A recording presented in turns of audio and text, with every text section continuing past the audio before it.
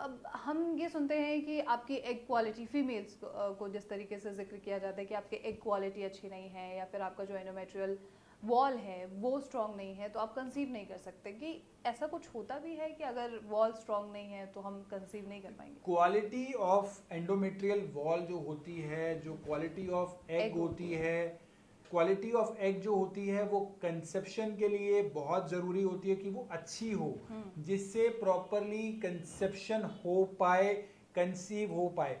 उसके लिए आयुर्वेद में शोधन चिकित्सा बताई गई है। शोधन चिकित्सा में पंचकर्म बताया गया है: वमन, विरेचन, नस्य, रक्तमोक्षण और बस्ती। वमन में क्या करते हैं, हम दोषों का बैलेंस करते हैं। एंडोमेट्रियोसिस हो या फिर फेलोपियन ट्यूब में ब्लॉकेज हो तो बस्ती करेंगे। वमन में हम आम दोष को मुंह के रास्ते से निकालते हैं, जिसे हम आम भाषा में माइसिस भी कहते हैं, जी। वॉमिटिंग लगना। और जिसे हम वमन में हम मुंह के रास्तों को, दोषों को निकालते हैं जब हमारा कफ दोष बढ़ा हुआ होता है। अगर पित्त दोष बढ़ा हुआ है बॉडी में तो विरेचन के रास्ते बॉडी का शोधन करते हैं।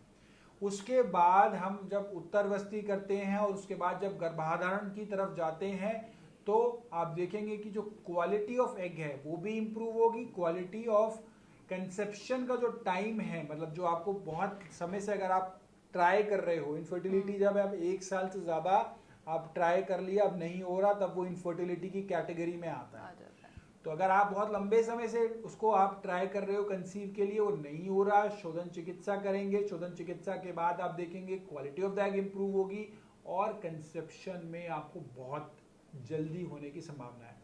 उसके साथ साथ जिनकी फेलोपियन ट्यूब की ब्लॉकेज है उनका शोधन के साथ साथ उत्तरवस्ती ट्रीटमेंट दिया जाए।